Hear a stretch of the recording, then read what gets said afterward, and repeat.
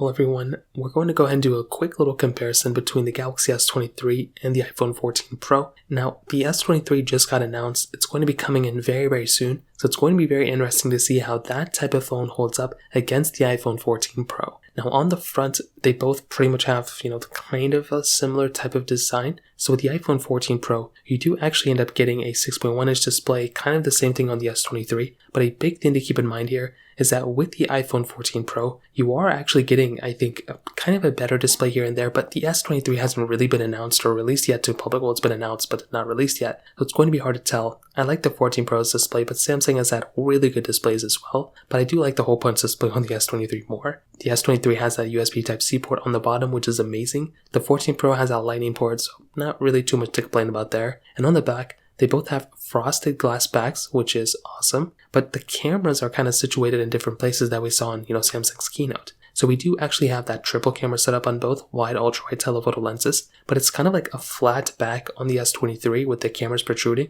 with like on the iPhone 14 Pro, the camera module sticks out quite a bit. Like those are really big cameras on the 14 Pro. Now the camera might stick out a little bit on the S23, but I guess we're going to have to wait and see what kind of happens there. On top of that, wireless and reverse wireless charging S23, 14 Pro only has wireless charging, so kind of a big thing to keep in mind there too. In terms of software and longevity, I'm assuming the iPhone 14 Pro is going to outlast the Galaxy S23. That's kind of what at least I'm thinking, and if we look at historically, like from all the other Samsung phones and compared to iPhones, the iPhones tend to outlast the Samsungs. So I guess we're going to have to kind of wait and see what happens there, and I cannot wait for the Galaxy S23 to come out, or at least, officially in our hands, so then we can actually kind of take a closer look at that. Now in terms of performance, the iPhone 14 Pro had that Apple A16 Bionic chip inside of it. The Galaxy S23 does have that Snapdragon 8 Gen 2 chipset. And from everything that I've seen, I am really excited about the 8 Gen 2. I don't have a phone currently that has that chipset, so this will be my first one to have this chipset, and I'm excited to test it.